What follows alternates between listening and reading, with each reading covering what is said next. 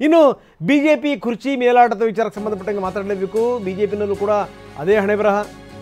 ದಾವಣಗೆರೆ ಜಿಲ್ಲೆ ರಾಜಕಾರಣ ನಿರಂತರವಾಗಿ ಗೆದ್ದು ಬರುತ್ತಿದ್ದಂಥ ದಾವಣಗೆರೆ MP ಸೀಟು ಮಲ್ಲಿಕಾರ್ಜುನಪ್ಪನವರ ಕಾಲದಿಂದ ಈ ಅಯೋಧ್ಯೆಯ ಡೆವಲಪ್ಮೆಂಟ್ಗಳು ಶುರುವಾಯ್ತಲ್ಲ, ಅಲ್ಲಿಂದ ಶುರುವಾಯ್ತು ನೋಡಿ ಬಿಜೆಪಿಯ ಶಿಕೆಯಲ್ಲಿ.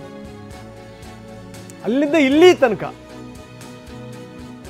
ಸಿದ್ದೇಶ್ವರ ಅವರ ಪತ್ನಿನ ಸೋಲಿಸೋದ್ರ ಜೊತೆಗೆ ಬಿಜೆಪಿಯ ನಿರಂತರ ಗೆಲುವಿಗೆ ಹಾಸ್ಪಿಟಾಲಿಟಿ ಕ್ಷೇತ್ರದಲ್ಲಿ ಜಾಗತಿಕ ವೃತ್ತಿಯ ಕನಸು ಇದೆಯಾ? ಜಾಗತಿಕ ಅಧ್ಯಯನ ಉದ್ಯೋಗ ಅವಕಾಶಗಳೊಂದಿಗೆ ಭಾರತದ ನಂಬರ್ 1 IIHM ನಲ್ಲಿ ಓದಿ ಪ್ರವೇಶ ಆರಂಭವಾಗಿದೆ. ಈಗಲೇ ಸೇರಿ. ಕಡಿವಾಣ ಹಾಕಲಾಯಿತು. ಕಾಂಗ್ರೆಸ್ ಅದನ್ನ ಬಹಳ ಯಶಸ್ವಿಯಾಗಿ ಮಾಡಿಬಿಡ್ತು.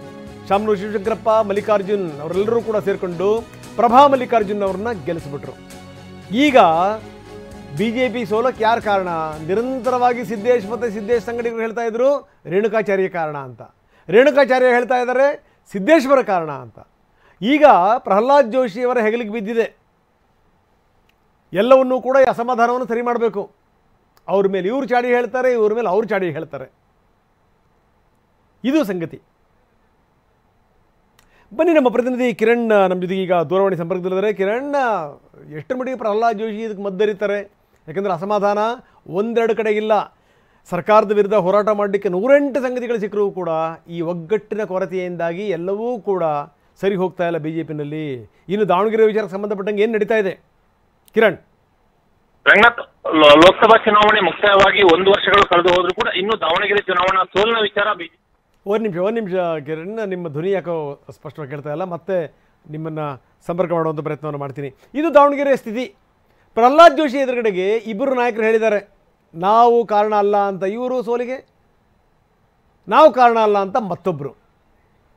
ಅಂತೂ ಇಂತೂ ಮಾಡಿ ಪ್ರಭಾ ಮಲ್ಲಿಕಾರ್ಜುನ್ ಅವರು ಅಲ್ಲಿ ಗೆದ್ದುಬಿಟ್ರು. ಕಾಂಗ್ರೆಸ್ಸಲ್ಲಿ ಸರಿಯಾದ ರೀತಿಯಲ್ಲೇ ತಂತ್ರಗಾರಿಕೆಯನ್ನು ಮಾಡ್ತು.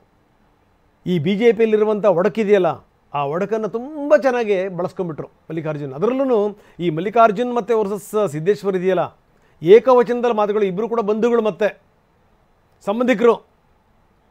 ಎಷ್ಟರ ಮಟ್ಟಿಗೆ ಅಂದರೆ ಈ ಸಂದರ್ಭದಲ್ಲಂತೂ ಮಿತಿ ಮೀರಿ ಹೋಗ್ಬಿಡ್ತು. ಇಬ್ಬರು ಕೂಡ, ಈ ಸಿದ್ದೇಶ್ವರ್ ಮತ್ತು ಮಲ್ಲಿಕಾರ್ಜುನ್ ಇಬ್ಬರು ಕೂಡ ಮತ್ತೆ ಈ ಶಿಕ್ಷಣ ರಂಗದಲ್ಲೂ ಕೂಡ ದೊಡ್ಡ ಹೆಜ್ಜೆಯನ್ನು ಇಟ್ಟಿರುವಂಥವ್ರೆ. ಈ ಬಾಪೂಜಿಗೆ ಕಂಪೇರ್ ಮಾಡ್ಕೊಂಡ್ರೆ ಸಿದ್ದೇಶ್ವರ್ ಏನೂ ಇಲ್ಲ, ಪ್ರಶ್ನೆ ಬೇರೆ. ಆದರೆ ಇವರ ಕಾಲೇಜುಗಳು ಕೂಡ ಇವೆ. ಸಿದ್ದೇಶ್ವರ ಅವರ ಇಂಜಿನಿಯರಿಂಗ್ ಕಾಲೇಜು ಕೂಡ ಇದೆ ಅಲ್ಲಿ. ರಾಜಕೀಯವಾಗಿ ಇವರಿಬ್ಬರು ಕೂಡ ಹಾವು ಮುಂಗಿಸಿ ಥರ ಕಿತ್ತಾಡ್ಕೊಂಡ್ರು. ಕೊನೆಗೆ ನಿರಂತರವಾಗಿ ಈ ಎಷ್ಟರ ಮಟ್ಟಿಗಿತ್ತು ಅಂದರೆ ಮಲ್ಲಿಕಾರ್ಜುನಪ್ಪನವರಿಂದ ಸಿದ್ದೇಶ್ವರ ಅವರಿಗೆ.